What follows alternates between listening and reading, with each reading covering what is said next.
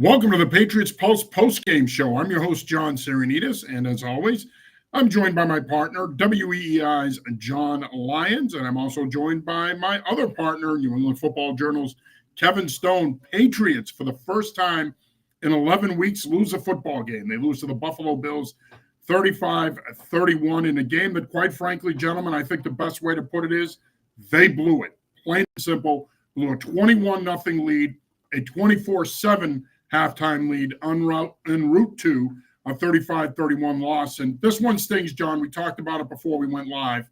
This one hurts for a variety of reasons. And I think the biggest reason it hurts is you were in control of this game. And in the second half, you allowed it to get away from you.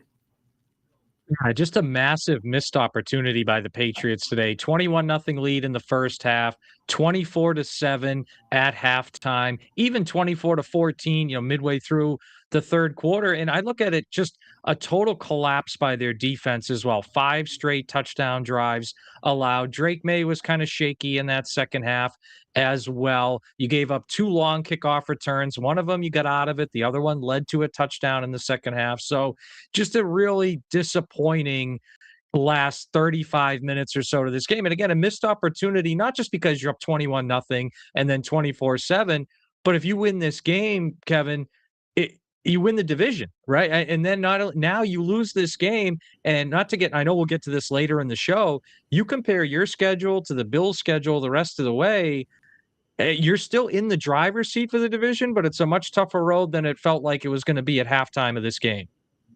Especially at home. Like, sorry, there was an echo back here. You can't blow that lead at home, especially at halftime.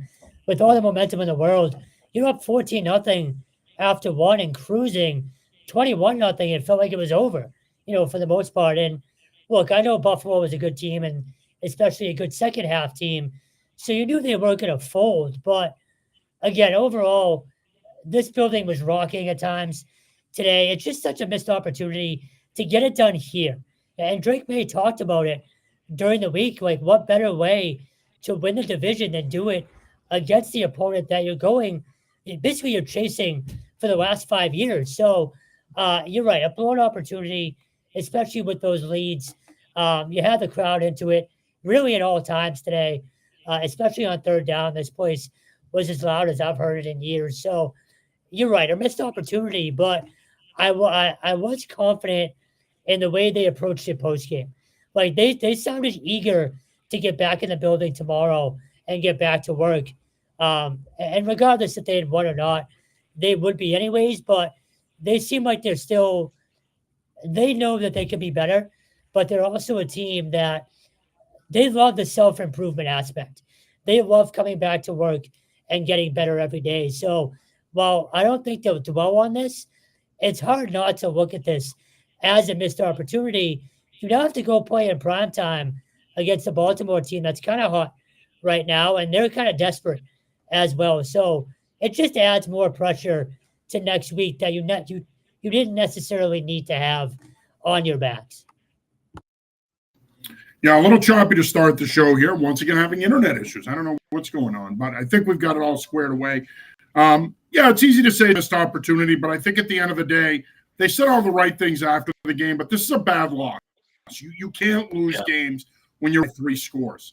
A missed opportunity because good teams finish games like this. You know this, John. You and I have coached for a long time. You preach all week long in preparing for an opponent, especially in a game of this magnitude, especially for an opponent like this. You preach the importance of playing 60 minutes and finishing. And they didn't do it. Second half was a total no-show.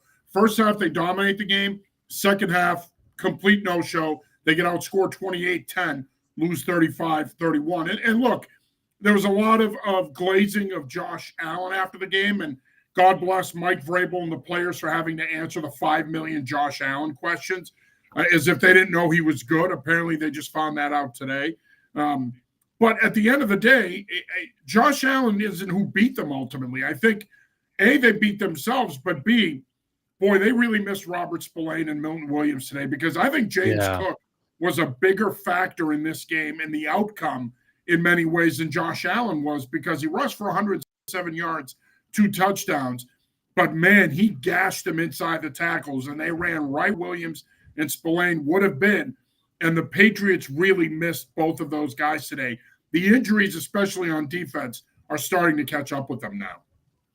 Yeah, John, you mentioned James Cook. I think you hit the nail on the head. I talked about that before the game on EEI as well. And I would say James Cook combined with Josh Allen's legs were the biggest factors in this game. You mentioned the 107 yards by Cook, 48 rushing yards by Allen. Both of those guys did most of their damage after halftime and in the second half. And you look at these drives, John, and the Bills came into this game number one in the league in average time of possession, had the second fewest punts in the league, run down. What they do is they hold on to the ball, they batter you down, and then they score points and they win. They did it to Pittsburgh just a couple weeks ago. And just if you look at the touchdown drives the Patriots gave up, a 7-play drive, then a 6-play drive, then an 11-play drive, then a 13-play drive, then another 7-play drive. Like, it wasn't like the Bills were having these shot plays for 45 yards and scoring in 2 or 3 plays. They were methodically marching down the field, a lot of it with James Cook and Josh Allen's legs when they needed it. I mean, think about it. The Bills put, guys, 35 points on the board, and Josh Allen threw for 193 yards. Like the Patriots, Milton Williams, Robert Spillane, you're right. They missed them here. And it's just something that it really got away from them because the first 20 minutes of the game, they largely held James Cook in check. They largely held Josh Allen's legs in check. And then they just couldn't keep it up. And no matter what they did, they couldn't stop them.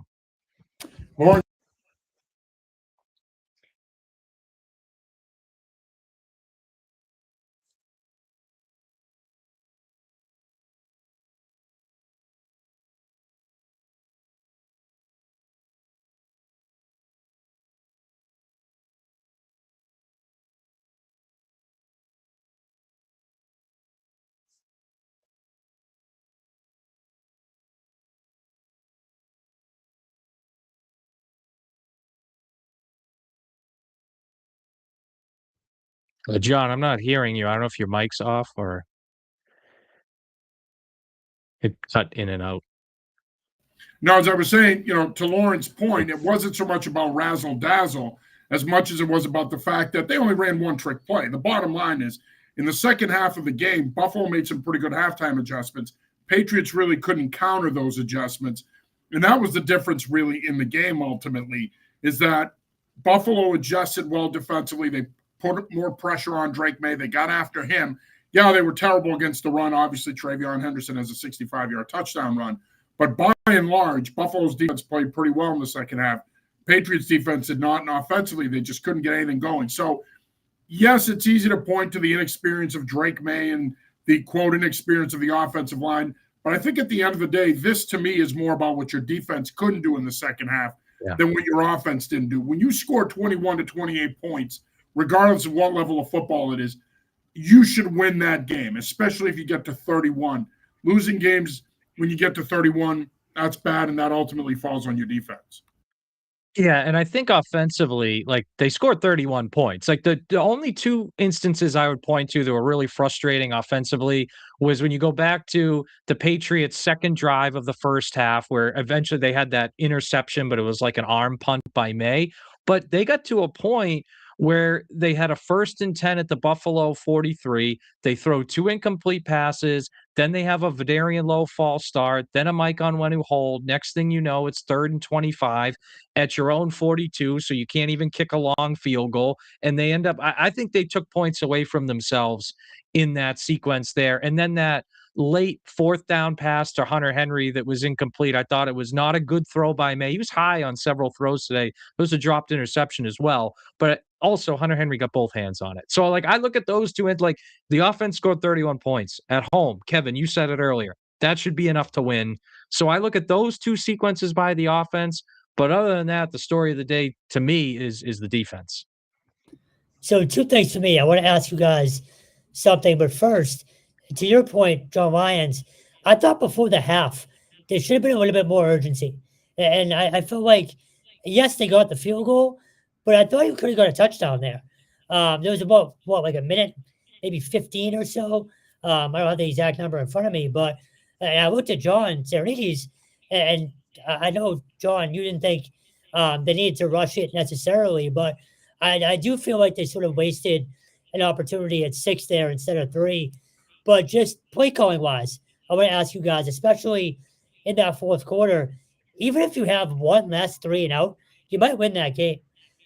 Anything Josh McDaniels could have done differently, or is that just lack of execution down the stretch?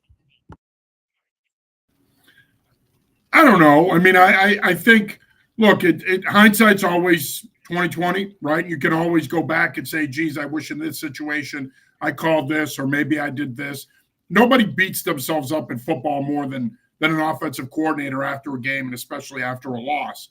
You're always playing revisionist historian and trying to figure out what you could have done differently. Even in wins, you do that. There are calls you wish you could take back. But, I mean, again, I think if there's one criticism that perhaps you can have of them in the second half today is that there was a sense that they abandoned the run a little bit. Yeah, you had the big touchdown run by Travion Henderson, but it felt like they kind of got away from the run, and the game wasn't – the game hadn't slipped away from them. Should have done that. I felt more. But outside of that, I mean, look, you got to give Buffalo some credit. Their front seven played pretty well. They sacked Drake May 3 times, getting pretty consistent pressure on him in the second half, throwing him off his spot. And he wasn't able to make some of the throws that he made in the first half. And by the way, he had his worst game of the season throwing the football. 14 of 23, 155 yards and an interception, passer rating of 62. He did not play well. He scored the 2 rushing touchdowns, but in the passing game, he did not play well. And a couple balls that could have been picked, he could have been better. But I can't really pinpoint one or two things specifically that I thought McDaniels could have done better in the second half. Yeah, the only calls I kind of disagreed with Josh on was, and I mentioned this before, that second drive of the second half with the arm punt interception. Like, they had the 1st and 10 at the Buffalo 43, and they went back-to-back passes that were both incomplete. Then they had the penalties. Maybe run it on one of those down. So if you get it to 2nd and 6, or if it's incomplete on 1st down, maybe then it's, 3rd and 6 instead of 3rd and 10. So really that was the only one. From a coaching staff as a whole, the only thing I really didn't like was and you kind of touched on this, Kevin, that end of first half management. I know they got a field goal out of it, and they were in a weird spot where they didn't want to go 3 and out quickly and give the ball back to the Bills. I get it. Where I disagreed with them was the call where May ran out of bounds and it was reversed, and they took the 10-second runoff instead of calling the timeout. I would have called the timeout there, and I know that would have been your last timeout, but you would have had the ball at the Buffalo 29 with 25 seconds. You would have had the middle of the field open to you, and I think you could have completed a pass maybe within the 10-yard line, spiked it, and still had a better shot at the end zone. And it's not a guarantee they would have scored. I just didn't love the management there. Even, like you said before, it was 2nd and 9 with 1:15 to go. They waited like 30 seconds. They throw a pass, so they get a first, but I understand why they didn't want to go too fast. It just felt like they went a little too slow, and I disagreed with them taking the 10-second. Because the other part about the 10-second runoff, it was really like a 12-second runoff because the clock starts on the referee's whistle, and it took them 2 seconds to snap it. So they really sacrificed 12 seconds there. So, like I said, from a coaching standpoint, there wasn't a ton offensively or clock management-wise outside of those 2 things that I didn't like. I'm glad you brought the timeout up. I completely forgot about that part of it. It was 23 seconds, I think you just said. It felt like you could have had at least 2 more plays. And yes, again, they got the field goal. So you still went into halftime with a 21-point lead. But I think if you get 7 there, things might look and feel a lot different. I think it's easier said than done, though. They get 7. They were in a tough spot there. You mentioned that, John, about them trying to manage not giving them the ball back and trying to drive there. But, I mean, again, Stone is still talking here. I don't know what he's doing. But as I was saying, I to your point that they were in a tough spot there, I do think that at the end of the day, it ended up being best case scenario because they still got points out of it. And I think ultimately that's the goal there. Yeah, and like I said, I know it was a tough spot. I just think, like, when you think it's no guarantee they would have scored a touchdown there. I just think they would have had a better shot at the end zone than they got. in that last sequence. That's all. And it's not it's not a guarantee. I just think they would have got a better shot there. But like all in all, I mean, you scored, and I know you scored only 7 points in the second half. I get it, but I mean, you scored 31 points in this game. I mean, I really just look at that second drive of the second half. That's the one I look at as a real big missed opportunity. And the turnover on downs when they were down 35-31. Like, again, I think if you complete that pass, that late one to Hunter Henry, maybe we're having a different conversation right now. Who knows? Maybe they go down the field and they score. And that was a tough spot. But also, I mean, it's tough when Buffalo runs 16 more plays than you because they're just marching down the field and your defense allows 8 for 14 on third down convert. Like that's what this comes to. Like you scored, you guys both said it. And with 31 points at home, you should win that game. And to me, it all came down to no matter what they did defensively in the second half, where they played man, and I thought they played maybe a little bit too much man, especially with Carlton Davis hobbled in this game, but where they played man, zone, brought pressure, didn't. Just nothing worked in the second half. It was I felt it was a lot of bad execution, but I think there may have been some coaching missed opportunities in there as well defensively. All right, Lauren Gaudette checks in. Only one score in the second half, 1 turnover on downs, 1 pick, and 2 punts. No offense in the second half. Also, no double-digit play drives for Patriots all game. Yeah, no, I mean, again, these are all things that I think we could look back on and say, all right, well, what are some of the reasons they lost this game? And we can point out some of these things. Again, I think what it goes back to is when you're playing with a 24-7 lead, even when they scored to make it 24-14, at that point, your running game, you're not going to go into 4-minute mode. It's way too early for that. You have to stay aggressive on offense. But your running game is going to be a key component to your ability to hold on to that lead, to protect your defense, to keep them off the field. Again, outside of that long Henderson run, the 65-yard touchdown, they couldn't really consistently run the football in the second half. And again, when you needed your quarterback to step up and make some MVP caliber type plays, because we kept hearing the MVP chants, he couldn't really do that either. And I think ultimately, look, we can microanalyze this and say, okay, their inexperience showed up, May's inexperience, they haven't been in these spots, blah, blah, blah. They've won a lot of close games this year. So I wouldn't say they haven't been in these kinds of spots. And even Carlton Davis alluded to this after the game. This was a playoff type atmosphere. But I do think at the end of the day, games like this, and I say it all the time about momentum in football. It's not basketball. There's no 10-0 runs here. Once momentum goes to the other sideline, it typically stays there. When Buffalo went up 28-24, that was kind of it. That was a wrap. The Patriots really weren't. It was going to be really hard for them to come back and win this football game, and ultimately they didn't.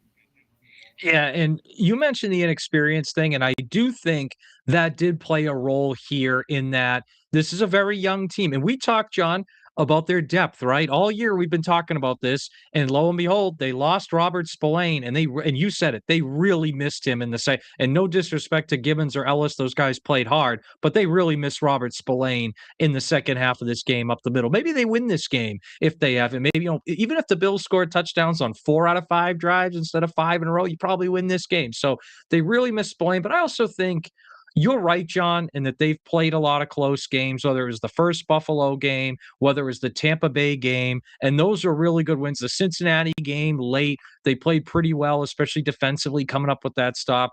But this was the first time they had a decent-sized lead against a really good team and had to figure out how to hold on to it as the other team came back. And I think they just didn't do a good job of it. So you guys talked about in the locker room, they were kind of upbeat, at least to an extent, and ready to learn from this, because I think this will be a learning experience. Like Drake May didn't play that well in the passing game in the second half. The offensive line made a couple mistakes. Some of the young defenders maybe weren't quite everywhere they needed to be in the second half. I mean, Craig Woodson had that holding penalty in the end zone as well in this game, right? So maybe this will be a bit of a learning experience. But I think, again, it's not the top story of the game, but I think the lack of depth and the inexperienced played a little bit of a role in this one.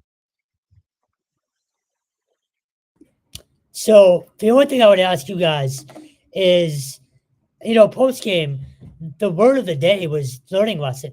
Words of the day was learning lesson. So to Vrabel, to May, to Marcus Jones, they all said it. And I thought Marcus Jones said something interesting. He said, we're a mature team. So do they bounce back from this? I should say, do you guys think they bounce back from this? I do. But, and John Serenides, you actually asked Drake May this post game. He said, how much of a learning lesson or how much of an important role are you going to have now in getting this team, to bounce back? And he was honest with his answer. He said, it's huge. He said, it's on me. So do you guys both put more stock in Drake May sort of taking over this week and sort of leading by example, or is this a team-wide, hey, let's not make sure this turns into 2 now? Because I think, honestly, personally, I think it's more on May this week. I think the team needs to see him lead by example throughout the week after you just blew this opportunity at home. Yeah, well, look, I think it falls collectively on the leaders of the team, but ultimately, if he's going to be the franchise quarterback we think he's going to be, he's going to have to take on a bigger role this week from a leadership, get this team to bounce back standpoint. He's going to have to be front and center and say, look, we lost. It's time to move on. We got a big one next Sunday night against Baltimore. We can't dwell on it. We can't get beat by this team twice. We got to bounce back and pick up a big win next week. So I think that ultimately it'll fall on Mike Vrabel and the staff first and foremost. But I think your leadership council, if you will, on the team, and that includes Drake May, those guys I think are going to have to take a more active role this week in helping this team turn things around. And Kevin, you alluded to this earlier. They said all the right things after the game. They sounded like a mature football team, as Marcus Jones said. They sounded like a mature football team that was built to handle adversity like this. They haven't had this feeling in a while. I think we're going to find out a lot about this football team this week. Yeah, and it's interesting that this game coming up against Baltimore, whether or not they had beat the Bills today or not, I've been looking at that game for a while saying, man, that's going to be one of the toughest games of the year. And I know Baltimore has been all over the place this year. I get it. One of the most frustrating teams in the NFL, but it's still Lamar Jackson. And a lot of these guys on defense haven't defended Lamar Jackson before. And that's one of those things that until you do it, you really can't figure out an experience. It's one of those things you kind of have to experience if you're a defensive player and defensive coach in the NFL. And it's still Derrick Henry, and it's still Zay Flowers, it's still Roquan Smith. Like, there's still some really good players there. You're going there on a Sunday night. Like, it wouldn't shock me, guys, if we get to game day next week and the Ravens are favored, even if it's a small favorite in this game. Like, that's a team fighting for their playoff lives. Just had a 24-0 win today in Cincinnati, and I know the Bengals are going in the wrong direction, but that's going to be an extremely tough game. So I think, to your point, Kevin, May is going to have to play really well in this game, and it's going to be on them collectively, but especially him, to bounce back from that second half. And defensively, I mean, today was their worst defensive game of the year, and they need to follow it with their best. I mean, defending Jackson and Henry, Flowers, Mark Andrews, we'll see if he, in the passing game shows up next week. I mean, they're going to have to, they don't have a lot of time to correct a lot of the things that went wrong today. No, I agree. And to your point, John, I think next week's a pretty daunting test. Baltimore has played really well the last 6 weeks. They came back to earth a little bit there a couple of weeks ago, but they have a lot on the line here. They could still win their division. They could still make the playoffs. Playoff seeding is also going to be important to them. But look, going into the season, this was a team that was a Super Bowl contender. They were considered a Super Bowl contender. So when you look at this game on paper, to your point, there's a lot of tough matchups here for the Patriots. This is going to be a tough game for them to win. They're going to need to play really well, but they're going to need to play way better than this defensively. Now, something tells me that I'm not saying that they were saving Robert Spillane. Clearly, he went through warm-ups today. He couldn't go. But you hope he's back next week, because that's a team that's going to run the football at you downhill, A-gap, B-gap with Derrick Henry, and then they have the element out of that pistol where they can pull it with Jackson, and he can get outside and make plays there. So this is a challenging offense to prepare for, despite the fact that they haven't played great this season, and Lamar Jackson has been a shell of himself. He's been hurt, but he's also been inconsistent. But, yeah, there's no question here. We're going to find out a lot about this football team this week from 2 perspectives, in my opinion. One, how do they handle this loss? But 2, the other thing I think we're going to find out about them is, how do they show up next week and play? Because if they go out next Sunday night and lose, I think that the narrative surrounding this football team is going to change a little bit now in terms of their contender status. Yeah, and I do think just one last thing. In the long run, they'll be okay. Like they'll beat the Jets. I think they'll beat the Dolphins. But yeah, I mean, you kind of wish that Jets game was next week and it wasn't Sunday night in Baltimore. Not only that, first and foremost, that Dolphins team is going to be hard to beat. I know they have to come up here, but they might still be fighting for a playoff spot, depending on, I think, today. But then, like you said, that Baltimore team, they're desperate right now. And don't forget, Justin Fields ran around on you here a Yes. few weeks ago. Great point, So, Kevin. I'd be very concerned with Lamar Jackson. To John's point, the health is going to be imperative. But I will say, Christian Ellis and Jack Gibbons were flying around today, especially on the edges. So they're going to have to step their game up as well. But I still have Justin Fields in the back of my head, pretty much doing whatever he wanted against you. So neither one of these games is going to be a cakewalk. And yeah, look, the Jets game might be or should be a fairly easy win. But with 2 weeks to go in the season, you can't be fighting an uphill battle. Like you had everything in front of you today. You still sort of do in terms of seeding, but that Baltimore game is no joke now. I think people just sort of chalked it up a couple of weeks ago. I'm very, very worried about next week. Yeah, we'll see. I mean, look, again, that was my earlier point. We're going to find out a lot about this football team this week and how they respond and how they bounce back, because these are the types of games today and next week that shape championship caliber teams. And if they're going to be a championship caliber team, well, they're going to need to respond and bounce back with a win next week. If they lose next week, now again, like I said, we have to start questioning whether or not, regardless of who's in the field, we have to start questioning whether or not this team is actually championship caliber. And listen, I'm not trying to be negative here. I know it comes naturally to people in the Northeast, specifically Boston, New York, Philadelphia, to be negative. It's in our DNA. And those sports radio guys. Yeah, it's in our DNA. But I do think at the end of the day, I have reservations about this football team being a legitimate Super Bowl contender. I really do. And a lot of those reservations showed up today. And so I still need to be sold on the idea, gentlemen, that this is a team that can host a divisional playoff game and win here. People have already put them in the AFC title game. Some people are talking about Santa Clara and going to the Super Bowl. Stone's trying to book hotel rooms. He's trying to make restaurant reservations out there. He's trying to do some other things that I can't share. It's a family show. But, I mean, the bottom line is pump the brakes. I think today is an important reminder that this team may still lack the requisite experience that it takes to get all the way there. It's easy to say, well, if the one seed, all they have to do is win 2 games and they're there. Yeah, but those are going to be 2 tough games to win. And Kevin and I were talking about this earlier.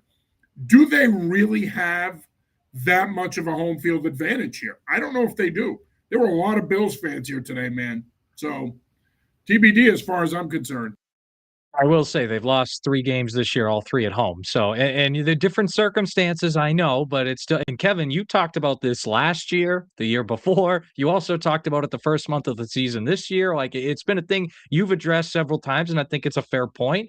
And look, and I don't want to get too far ahead of ourselves. So I'll just say this and move on. After what I've seen today, and some of these things, John, you talked about.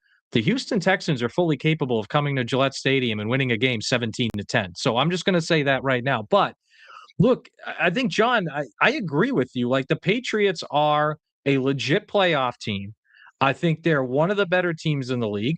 But I think until they respond from this and say beat Baltimore or convincingly or something like that, I won't go as far as to say, hey, they're better than Denver or they're better than the Rams and they can win the Super Bowl and things like that. I mean, I think what has happened this year, John, and we talked about this a little bit, is they're so far ahead of schedule in their rebuild that some of our thinking has got a little out of whack. Like, this is a team that won 8 games total the previous 2 years. I thought they'd win 9 games coming into this year. I think they had 9 wins by Veterans Day.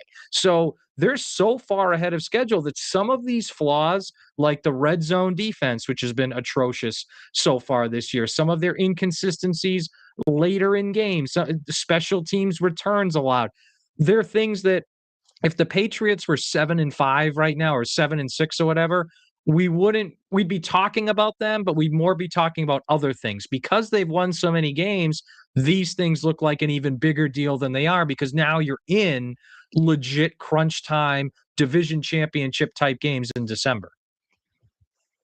To your point, look, I've thought they were a Super Bowl contender for, I'll call it, the last month now. I was mostly chalking that up to the rest of the league. And I still don't think the AFC is that open. Today does kind of worry me a little bit, but to your point, Houston's probably the team I'd be most worried about coming in here just because of that defense. But again, I keep going back to how the AFC looks. And I know Green Bay is up on Denver right now at the half, 16-14. Like, maybe you get lucky enough where you back into that 1 seed and you are still 2 wins away, which is why I think some people do still consider them a Super Bowl contender. But yeah, you'd be an idiot not to look at today and say, well, wait a minute, I'm not sure they necessarily have what it takes. And I do think the youth is a factor there. But I still think they are one of the better teams in the AFC just because of how open it is this year. All right, we've got some comments coming in fast and furious here. Barbara Jack says, where's David Portnoy? What a big mouth is what he said. Well, I'm sure Portnoy will respond to Bills fans giving him a hard time after this one. He usually posts something on his social media, so I'm sure he'll have something to say. Lauren Gaudette checks back in. She says there's learning lessons, and then there's applying those lessons. Indeed, Lauren, spoken like a true coach. Scat Mandu checks in, and he says, sick of seeing red seats, empty wine and cheese crowd. I did notice that early in the second half. I'm just on TV. Yeah, I'm just saying on TV. Those are the box. Of course, those are the boxes. And I think the weather obviously played a part in that. But, I mean, you can't argue with the idea that it is a wine and cheese crowd that usually occupies those seats. So I can't say I disagree with Scatman Do there. I like the fact that I've only sat in those seats once and the Patriots lost, so I haven't done it again. Yeah, I've sat in them a couple of times. I mean, it is a great view. I'd rather be in with the fans in one of the it's a great sections. It's a great view, like that level and in the middle. But yeah, I like it when you're around people that are really into the game more. Yeah, exactly. Not the corporate crowd. Steve Noble 2882 says, Bills fan here. You have a phenomenal coach and a great team. You will probably win the division, but today is a make it or break it game for your team. How you respond will define your Pats team. Steve, thanks for checking in, man. Really appreciate it. Bills fans always showing class. We appreciate that. And I think he is right. Yeah. Eric joins us. He says, imagine blowing a 21-0 lead in your own house. Well, we don't have to imagine it, Eric. We witnessed it today. That's what it looked like. Yeah. Thanks for checking in, brother. He also says Drake made 14 completions, 0 passing TDs and a pick. Yeah, I will say, and I said this, I think if you go on a week-to-week basis here, fellas, from a passing game perspective, this was, to me, his worst performance of the season. Yeah, I thought the Raiders game, he was really bad, and obviously I was way back in week 1. This was probably, to me, his worst game since then. I mean, I thought the Jets game, he was a little inconsistent at times. And obviously that pick in the end zone against Tampa was bad. But, yeah, not a good game, especially in the second half. Yeah, and Lauren checks in. John Madden said winning is a great deodorant. Yeah, and losing stinks. There you go. Eric checks back in. Got to be a Bills fan. Did you see how Joshua Patrick Allen Brady III did you boys? He's definitely a Bills fan. Look, and I think one thing that I thought about today, because I think this is the 4th time that the Bills have allowed 30 points and they've won all 4. Drake May might win the MVP, and I'd probably still vote for him even after today's game. But in a weird way, this team is not built to win shootouts. Despite the fact that your quarterback might win the MVP, you don't want to get into shootouts if you're the Patriots, because that to me, especially in the second half today, that's where them not having an A-plus level weapon in the passing game showed up, right? When they exhausted a bunch of their play calls and they got 2 big plays from Travion Henderson and they needed someone else to make a big play or two, they just didn't quite have that guy to do it. All right, Drake may be ass, Eric says. Stone, I'm going to allow you to jump in here and share your thoughts on this commentary. Typical Bills fans, first of all. But the cold weather stuff with Drake May, is that a real thing? Because I'm starting to think it might be. I mean, he was cold on Monday night against the Giants. Yeah, I thought he That's played true. pretty well. I didn't know it was a thing, so I must have missed the memo. Yeah. I don't know. Like, sometimes too, and I'm not trying to make excuses here for him, but I think we also do have to be cognizant. Like, I've talked about all the young players on this team. It is his second year starting. Like, he is going to have some bad halves, some bad game. I mean, really, he had a bad game against the Raiders, a bad game against the Steelers, a bad, you want to call it part of the second half against Cincinnati, or a bad first half, excuse me, against Cincinnati. Other than that, he's been really, really good. He's been MVP guy. Like, so again, I don't want to make excuses for him, but I think if we're being honest, there are going to be times this happen. I think we've talked about, like, how does he respond? Like, does he add on another bad game in Baltimore? Then I'm like, oh, this is a problem. Or does he come out and throw for 280 yards and a few touchdowns and they beat the Ravens? And I'll feel, a lot better again. Jamie checks in, Jamie 716. Good game. Go Bills. The Bills fans are out in force tonight. I love it. They earned it. George checks in. George bets in. Ravens probably going to lay belt to ass versus the Patriots as well. Wow. And Victoria agrees with George, I should say. Eric says we're nice Patriot fans. Thank you, Eric. We appreciate Thank that. you, Eric. Well, yes, two of us we are. One of us is kind of a D-bag. That's me, by the way. Thanks for the compliment, you all John. thought it was Stone. You thought I was going to pick on Stone here. That's me. Yeah. Hey, Stone's word of the day today was so good. It was 2 words. You can't pick on him. That's that Waltham My education at work. Yeah. Eric checks back in. I'm sorry for letting my emotions out. Eric, feel free to let your emotions out, brother. That's what we're here for. And listen, for the Bills, we're therapy for all fans. And for the Bills fans watching, and I don't know if you guys agree or disagree, but I think it's worth noting, it feels like the last few weeks they've been playing better and better, and this is the time of year. That Pittsburgh, and look, I think a lot of that Pittsburgh game is the Steelers aren't that good and are overrated, but hey, they ran 51 times and smoked them and dominated that game. Then Cincinnati, that was for their playoff lives. The Bills didn't play great the whole game, but they scored a bunch of points. Then they made the 2 big defensive plays when they needed to. And then today they erased a 21-point deficit. So I think you got to tip your cap to the Bills too. And that, yeah, they had a difficult, middle of the season. These last few weeks, they're just at the right time of year. They're playing better and better and better. And I mean, got to give them credit. I thought you could tell after that first score in the second half that their bench was different. They know how to win, and they were not flustered by any means today. To your point, they know how to win in close games, and they know how to win championship games. So I'm completely with you there. If anything, they might be one of the harder teams in the NFL over the last 3-4 weeks, and I think they're only going to get harder too. I do not want to see them again. I know post-game Mike Vrabel said, hopefully we get another shot at them. I'd rather not see that. No, I agree with you, Kevin. I'm all set with the Bills for 2025. I'd rather not see him again either, especially because, look, Josh Allen can be wildly inconsistent at times, and we know this. But when he's on, he is, if not the best quarterback in the league, one of 2 or 3 of the best in the league, in my opinion. And in the second half today, he was on. I mean, he's a dude. He's the rating MVP for a reason. You got to give him his flowers today. He played great in the second half. Eric says, I like the Boston accent. I don't know. I've never thought I've had one. I grew up in Boston. I'm the one guy of the 3 that actually grew up in Boston, and I don't think I have one. But thank you nonetheless, Eric. Mr. G. Fetty says we may have to see the Texans, though, now. I agree, and John said this earlier. I'm not too keen on seeing that defense right now.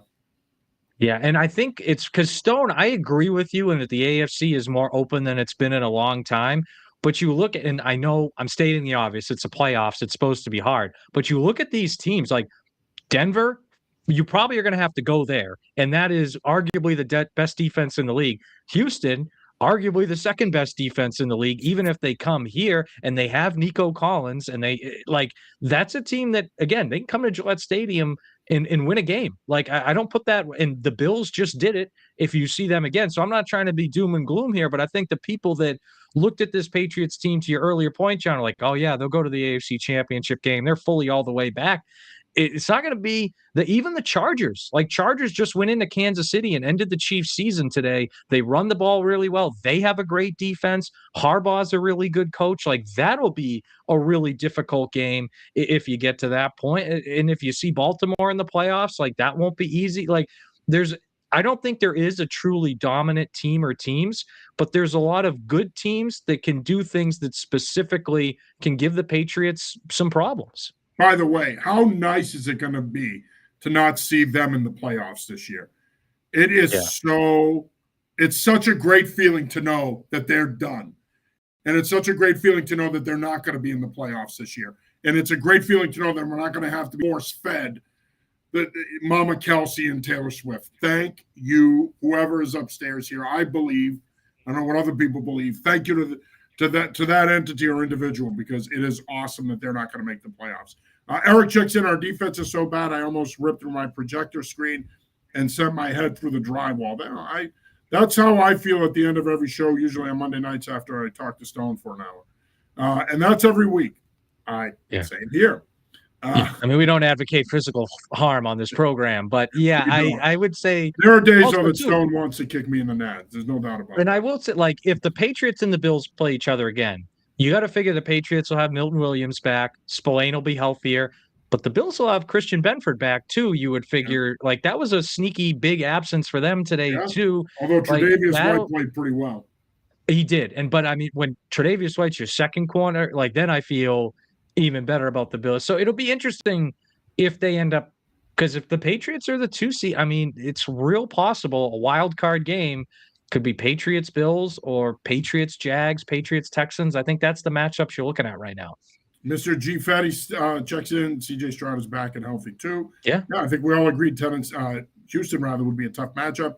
That long TD run, that should have been a 2-yard loss, and was a TD. It sent me, I'm assuming it sent you off the wall, because that is the worst.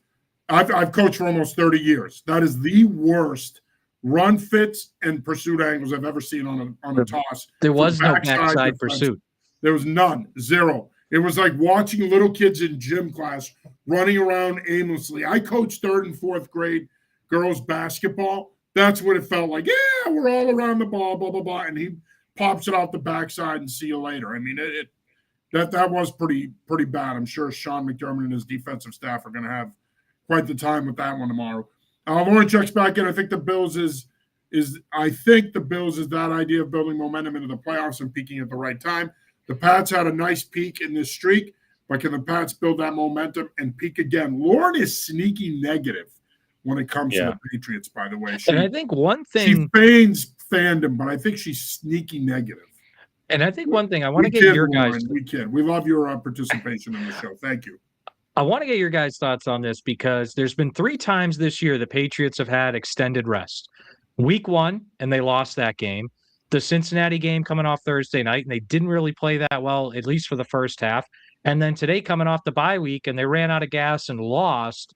Is there any concern that, like, and I know they probably won't have a bye now into the playoffs, but that they got to figure out a way to do a better job when it comes to extra rest and managing themselves down the stretch, or is this just kind of a coincidence? Well, Mike Vrabel has talked about it a lot this year. He's been talking about it, for at least a couple months now. So it's been on his mind. I think you do have to be a little bit better with it, but he's given guys days off during practice. Like we talked about Christian Barmore this week. Like we didn't see him out there at one point. And then on Friday, Vrabel said, no, it's no issue. I held him out for part of practice. So he's talked about it a lot and tries to do it a lot. But this time of year, you guys know you still need guys to practice and practice as hard as possible. So that's not going to be easy to do. He was 6-0 coming off of a bye until today. So now let me ask you guys, is that just luck? Because obviously it ran out today if it was, but I just think that was sort of A, opponent, and B, you had Derrick Henry well rested coming off bye weeks, and they probably ran through teams after that. So I'm curious to get your guys' take on the whole 6-0, or no longer 6-0 thing off a bye. But he's talked about rest, and he tries to do it a lot. I'm just not sure how much you can do it this time of year. Yeah. I don't put much stock in his record coming off a bye. To your point, Kevin, it was in Tennessee. So really, it looked good on him, but I don't think it necessarily had any kind of an impact on this game or how the Patriots were going to approach this game this week. We're not in that time of the year anymore. We're just not. Look, I just finished coaching a high school season. We played on this field a week ago and won our fourth Super Bowl in 9 years at King Philip. And we told our guys going into the playoffs, listen, we know you're going to be banged up. We know there's bumps, there's bruises. We know that film sessions there's going to be puddles all over the place from the ice packs you guys are going to have on your shoulders and your hips and your knees. It doesn't matter. Do you want to win another ring or not? If you want to win another ring, you got to play through shit. That's just the way it is. And at the end of the day, that would be my message to this football team. We are no longer in a point in the season now. We can give guys days off at practice, but people are going to have to play through stuff the rest of the way. You want to get to Santa Clara in Super Bowl 60? You're going to have to play through things. That's just the way it is. Now, obviously, that's easier said than done. When you're a coach, you're not the one doing the playing. Obviously, the training staff's involved in that process and the decision-making and everything else. But at the end of the day, I really don't want to see this become too much of a conversation now. Should they be resting guys, not resting guys? Unless by some miracle they clinch the 1 seed against the Jets on the 28th and they could sit people against Miami. That to me, and I don't think you're going to be in that position. I think you're going to have to play your starters in that game. I don't think we should be having this conversation about resting people. Screw that. If you want to be a legitimate playoff team and contender, in my view, guys are going to have to play through stuff. That's just the way it is. That's football, as John Madden always said. Steve checks back in. When the Bills get Ed Oliver back, it's really bad for opponents. He changes everything on the D-line. I love these Bills fans. Can you guys check in every week? That would be awesome. Yeah. Hey, no, I'm always happy to talk with you. Ravens fans aren't going to step up like this next week. Let's be honest. No. And I would say too, John, you mentioned like clinching the 1 seed, resting guys. I think the only scenario that they rest guys in week 18 is if they clinch the 2 seed in week 17 and then have to play wild card weekend. Because I don't think they're going to clinch the 1. Too. Yeah, like I just don't see them clinching the 1 because Denver, even if they lose today and the game's still in progress, will still be ahead of the Patriots by tiebreakers. Patriots have that tough game in Baltimore, and I know Denver's schedule is not necessarily a cakewalk the rest of the way, but for them to get the 1 seed, I think they're going to have to win out. So I think the only way they rest guys that final game is if they're somehow locked into the number 2 seed, Denver's locked into the 1, and then they know they're going to play wild card weekend. Eric checks back in. I'm surprised Diggs didn't go crazy today. He killed us the first time around. He did go crazy when they showed Travis Scott on the board. So he did go crazy for that. He started doing his dolphin dance or whatever it's called. Let's see. 3 staying, TYRY1. You guys are Pats fans? We cover the team. 3 staying. We are here at Gillette Stadium, Kevin and I. Picture behind all 3 of us are Patriot fans. To answer your question, yes. Yeah. But all 3 of us also cover the team in a variety of roles. Thanks for checking in, brother. We appreciate it. Mr. G. Fetty checks back in. Didn't see Moppo out there as much as I wanted to either. He's been relegated to mostly being a special teams guy. Yeah, and I actually thought before the game they might either use him or use Del Pettis more, especially with Spillane hurt, to spy Allen. I mean, you could make a case. Mapu is their most athletic linebacker, if you will. I mean, just pure athletic trait-wise. They've used him to spy quarterbacks before, so I was a little surprised. I mean, Del Pettis didn't really play much at all. Mapu didn't play much at all. Like, I thought they would have, especially, too, like you're getting gashed and you're giving up touchdown drive after touchdown drive.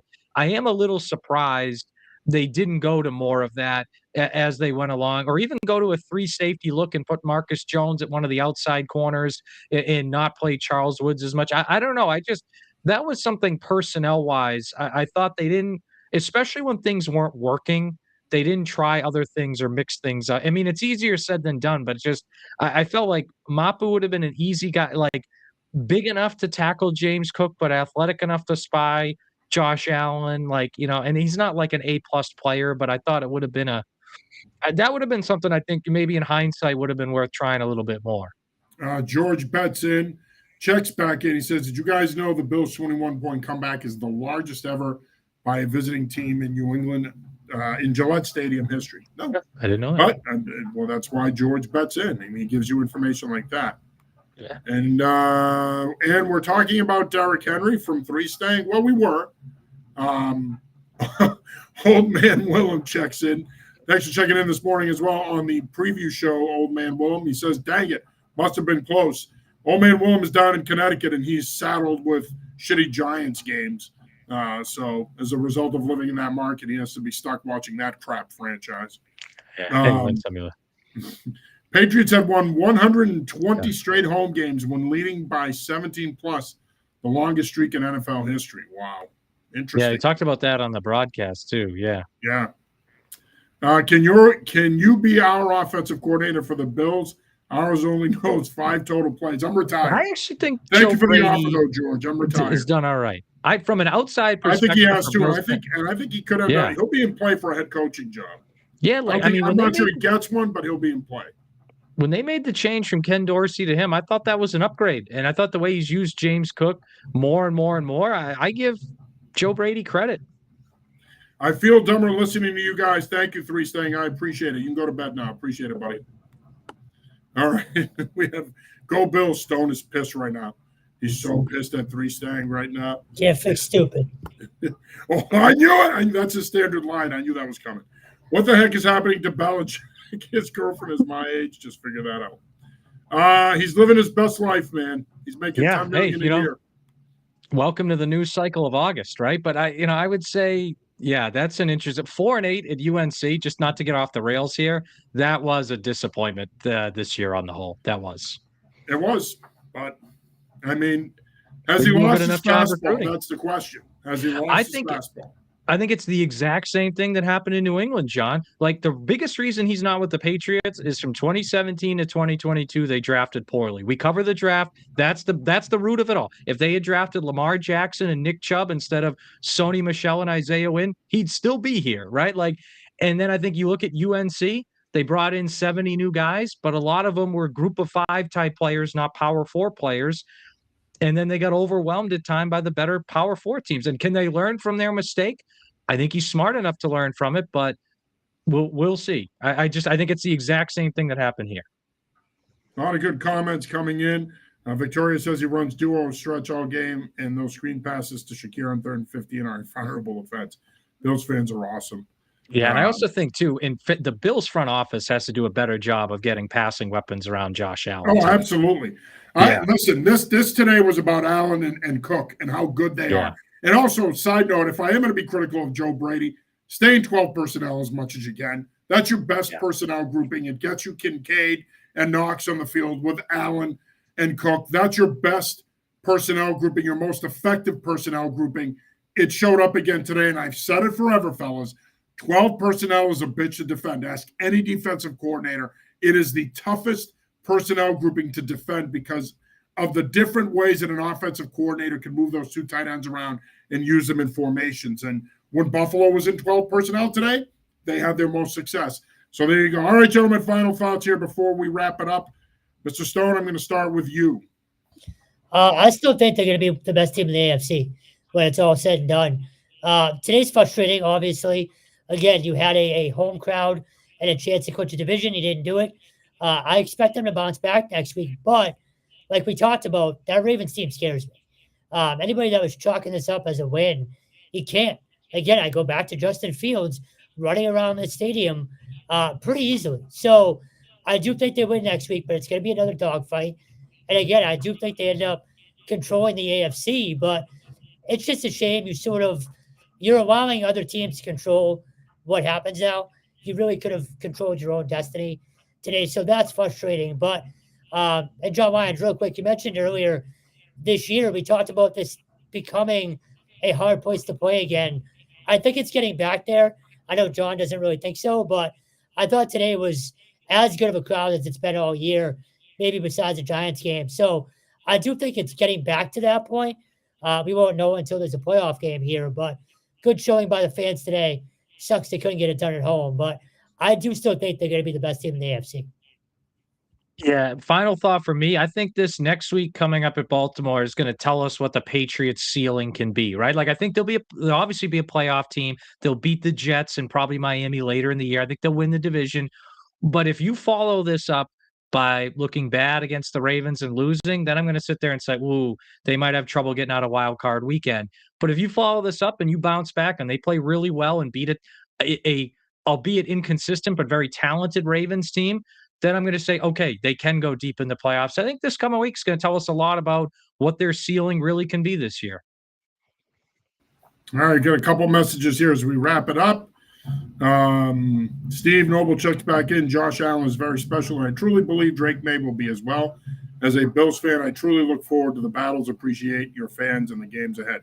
Thanks for checking in, Steve. We appreciate you as well, and don't be a stranger. Feel free to jump on anytime. Thanks for checking in tonight. Old Man Willem says UConn has a chance over Army at the Fenway Bowl, too. You're the best, brother. Appreciate you, man. Earlier today, me and John Sapichetti were previewing the game, and he's asking me my thoughts on the state title winners in Connecticut yesterday. It was awesome. And then he says, were you at the game? Yes, me and Kevin are here. We cover the games in person. John covers the games in person at times as well, and he's on WEI in Boston providing coverage as well. So, and he joins us on our Patriots Pulse content as well. So, yes, in some combination, some order, Willem, we are here today covering the Patriots, talking about the Patriots.